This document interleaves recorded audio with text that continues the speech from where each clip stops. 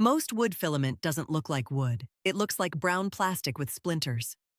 After testing 6 brands through the same prints, sanding tests, and finishing process, 3 actually delivered results worth your time. Hatchbox Wood PLA takes best overall.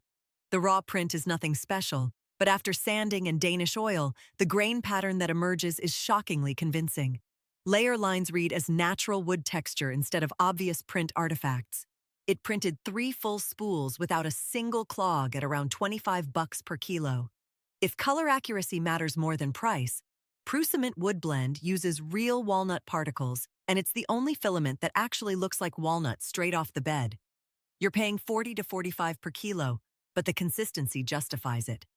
Best value goes to Polyterra wood, $22 to $26 per kilo, and the finish quality punches way above its price. Slightly more stringing than Hatchbox, but nothing deal-breaking. One critical note, run a 6mm hardened steel nozzle minimum. Wood filament will destroy brass and clog anything smaller. Check the full guide at NozzleDown.com, link in the description.